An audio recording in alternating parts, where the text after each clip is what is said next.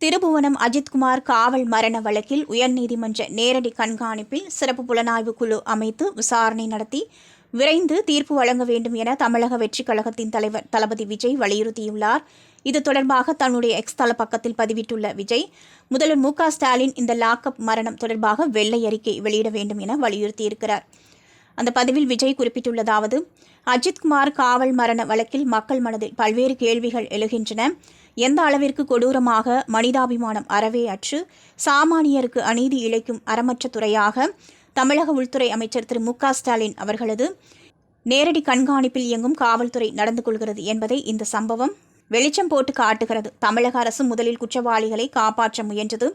தமிழக வெற்றிக் கழகம் உள்ளிட்ட பல்வேறு அரசியல் கட்சிகளின் அழுத்தத்திற்கு பிறகும் உயர்நீதிமன்றத்தின் மதுரை கிளை தலையீட்டிற்கு பிறகும் தான் காவல்துறை தனது நடவடிக்கைகளை தொடங்கியது என்பதை நாடறியும்.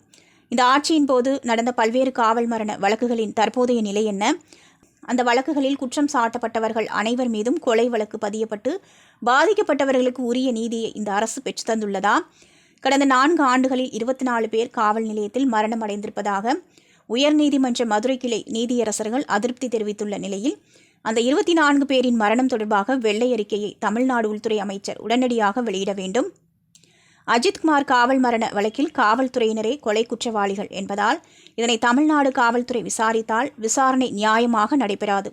எனவே அண்ணா பல்கலைக்கழக மாணவி பாலியல் வன்கொடுமை வழக்கில் உயர்நீதிமன்ற நேரடி கண்காணிப்பில் சிறப்பு புலனாய்வு குழு அமைக்கப்பட்டு விசாரணை நடத்தப்பட்டு விரைந்து தீர்ப்பு வழங்கப்பட்டது. அதுபோலவே இந்த வழக்கிலும் உயர்நீதிமன்றத்தின் நேரடி கண்காணிப்பில் சிறப்பு விசாரணை குழுவை அமைத்து விரைந்து விசாரணை நடத்தி நீதியை நிலைநாட்ட வேண்டும்.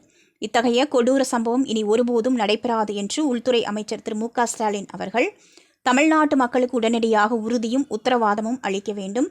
இல்லையேல் பாமர மக்களை வதைக்கும் அதிகார துஷ்பிரயோக மு.க.ஸ்டாலின் அவர்களது தலைமையிலான இந்த அராஜக அரசுக்கு வரும் 2026 சட்டமன்ற தேர்தலில் தமிழக வரலாற்றில் திமுக நினைத்து கூட பார்க்க முடியாத தோல்வியை மக்கள் பரிசாக அளிப்பார்கள் என்பதை எச்சரிக்கையாக தெரிவித்துக் கொள்கிறேன் என விஜய் பதிவிட்டுள்ளார்.